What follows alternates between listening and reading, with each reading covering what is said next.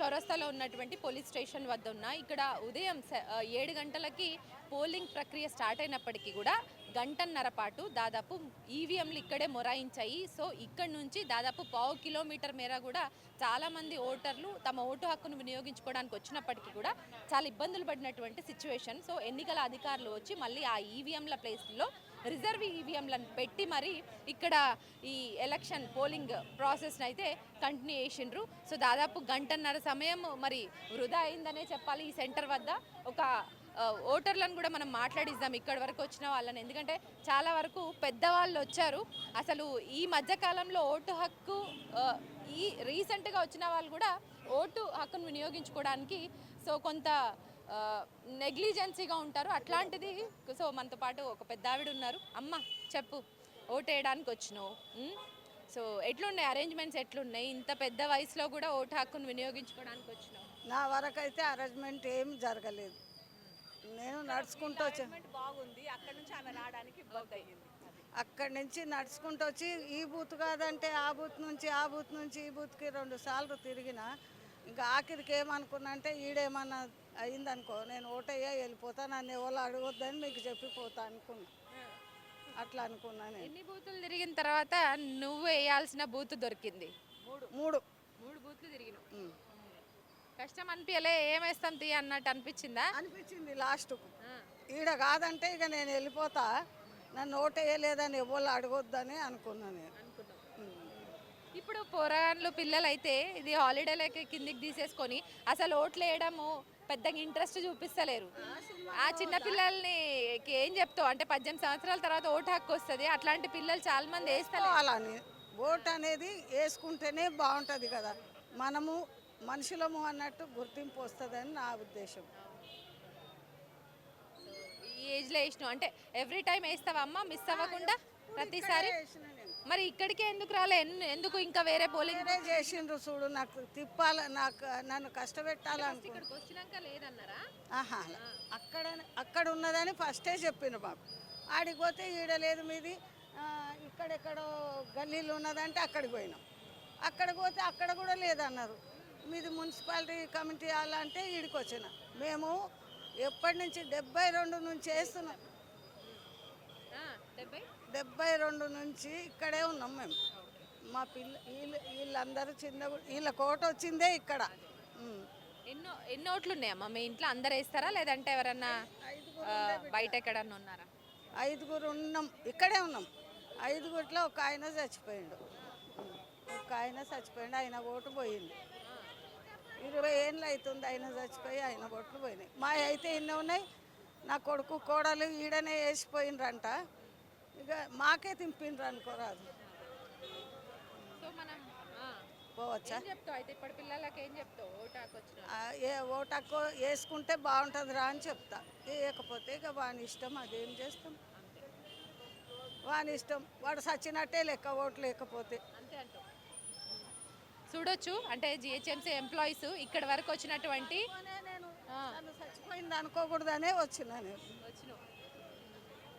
So ఇక్కడ చూడొచ్చు GHMC employees హ్యాండిక్యాప్తో కొంత కాలో చెయ్యో ఏదన్నా అంగవైకల్యం ఉన్న వాళ్ళకి వాళ్ళు ఒక వీల్ చైర్ని ఏర్పాటు చేసి వాళ్ళ ఓటు హక్కును వినియోగించుకునే విధంగా వాళ్ళ కొంత ఫెసిలిటీస్ని అయితే ఇక్కడ ఏర్పాటు చేశారు. సో లోపలికి తీసుకెళ్లే విషయంలో కావచ్చు, ఇక్కడికి బయటికి తీసుకొచ్చే విషయంలో కొంత అరేంజ్మెంట్స్ చేసినట్టు తెలుస్తుంది. మాట్లాడదాం, ఏమన్నా ఇబ్బందులు పడ్డారా? ఎట్లుంది సార్ ఇక్కడ అరేంజ్మెంట్స్? అంటే కొంత కాలు మీకు నడవలేకపోయినా ఇంత దూరం ఓటు వేయడానికి వచ్చారు. ఇప్పుడు చాలా మంది అసలు ఓటు హక్కే యూజ్ చేసుకుంటలేరు. చాలా వరకు పోలింగ్ శాతం తక్కువగా నమోదవుతుంది. అంతెందుకు ఇప్పటి వరకు కూడా 10% మించలేదు పోలింగ్ పర్సంటేజ్.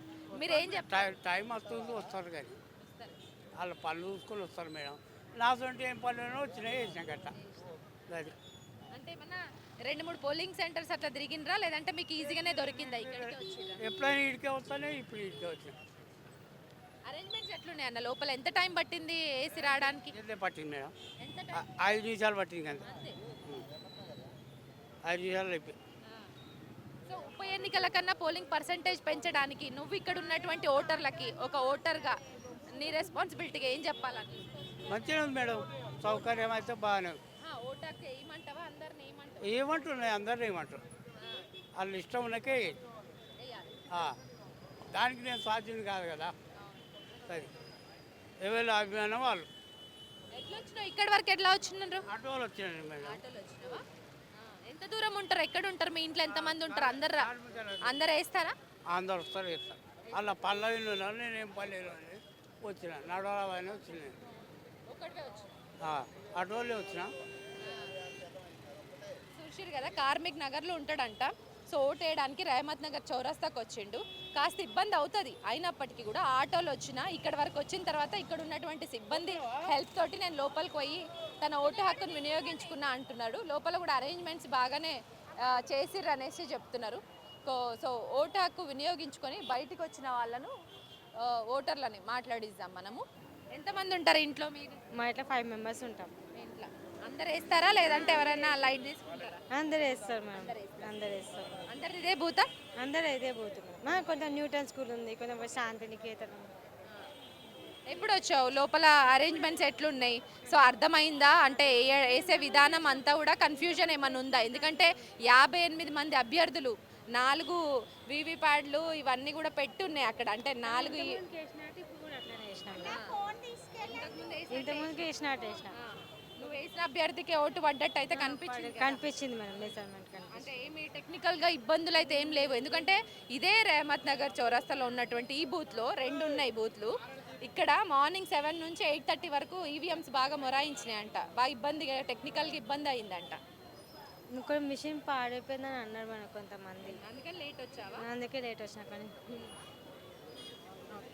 సో ఏం చెప్పదలుచుకున్నావు ఇప్పుడు కొత్తగా ఓట్లు వేసే వాళ్ళకి వచ్చి వాళ్ళ ఓటు హక్కును వినియోగించమని చెప్తావా కొంతమంది వాళ్ళ ఇష్టం వేసుకుంటారు అంటే వేయాలని చెప్తా వేయాలని చెప్తా అదే అదే వాళ్ళు ఏ పార్టీకి వేసుకుంటే వాళ్ళ ఇష్టం వేయాలని చెప్తాం వేయాలని చెప్తా సో పార్టీతో సంబంధం లేదు కానీ ఓటు హక్కుని వినియోగించుకోవాలి అనేసే ఇక్కడికి వచ్చినటువంటి ఓటర్లు చెప్తున్నారు మేడం ఒక్కసారి ఫింగర్ చూపిస్తారా వేసారా అరేంజ్మెంట్స్ ఎట్లున్నాయి బాగున్నాయి మేడం మార్నింగ్ కొంత ఈవీఎంలు సతాయించినాయంట మేబీ నాకు తెలీదు అదే ఎట్లా ఉంది అరేంజ్మెంట్స్ ఎంత టైంలోపు 5 మినిట్స్ మ్యామ్ సో మీరు వేసిన అభ్యర్థికే ఓటు పడ్డట్టు అట్లా టెక్నికల్గా ఏం ప్రాబ్లమ్స్ అయితే లేవు కదా అవంతా మీకు క్లారిటీగా క్లియర్ కట్గానే ఉందిగా అవును మేడం అంత క్లియర్గానే ఉంది క్లియర్గానే ఉంది సో అంటే 58 మెంబర్స్ బరిలో ఉన్నారు కొంత కన్ఫ్యూజన్ ఏమన్నా ఏర్పడిందా ఓకేనా డన్నా ఏం లేదు మ్యామ్ కన్ఫ్యూజన్ అయితే ఏం లేదు అన్ని అరేంజ్మెంట్స్ బాగానే ఉన్నాయి తొందరనే అయిపోయింది మాదైతే మార్నింగ్ అయితే నాకు తెలీదు మేము ఇప్పుడే వచ్చాము 5 మినిట్స్లో నాది అయిపోయింది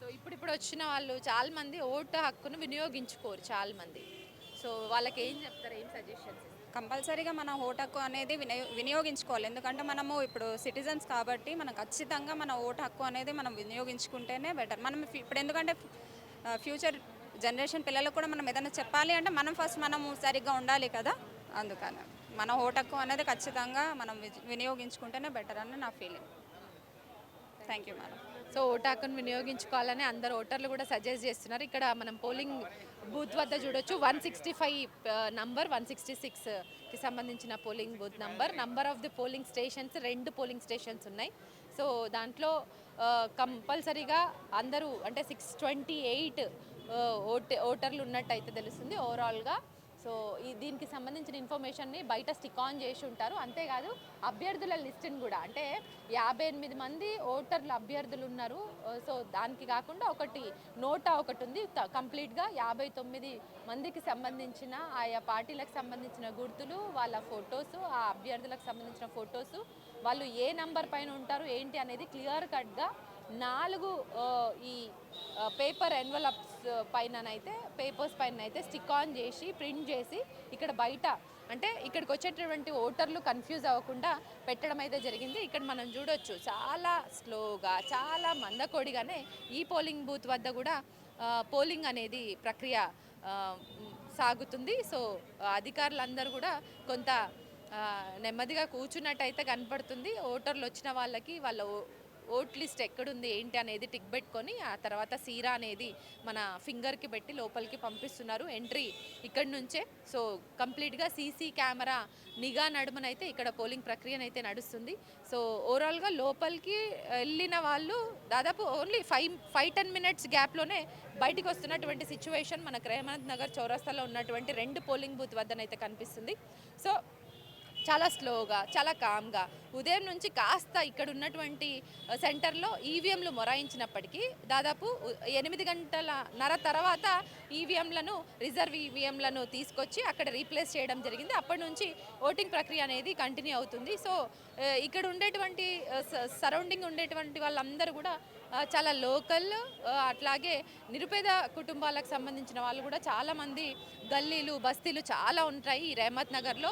సో ఇక్కడ సరౌండింగ్స్లోనే దాదాపు 10 పోలింగ్ బూత్లు ఉన్నట్టయితే తెలుస్తుంది. సో ఓవరాల్గా ఇక్కడ కొంత భద్రత కొంచెం చౌరస్తా కదా, ఇక్కడ ఏమన్నా గొడవలు జరిగేటువంటి అవకాశాలు ఉంటాయి. ఎందుకంటే అన్ని వర్గాలకు సంబంధించిన వాళ్ళు ఉంటారు, తెలుగు వాళ్ళు ఉంటారు, హిందువులు అందరికీ సంబంధించిన వాళ్ళు ఉంటారు, అట్లాగే ముస్లిమ్స్ కూడా ఎక్కువగా ఉన్నటువంటి ఏరియా ఇది. అందుకనే కొంత పోలీసు పరంగా వాళ్ళ భద్రతా పరంగా చూసుకున్నా కూడా ఇక్కడ ఉన్నటువంటి బూత్ దగ్గర కొంత పటిష్ట బందోబస్తు ఎక్కువగా ఉందనేసి చెప్పొచ్చు. ఎందుకంటే ఈ చౌరస్తాలో ఎక్కువగా కొంత గొడవలు జరిగేటువంటి సంఘటనలు ఎక్కువగా ఉంటాయి కాబట్టి సో పోలీసులు వాళ్ళు కావచ్చు ఇక్కడ ఉన్నారు. సో పటిష్టమైన భద్రత నడుమ ఇక్కడ పోలింగ్ ప్రక్రియ అయితే నడుస్తుంది.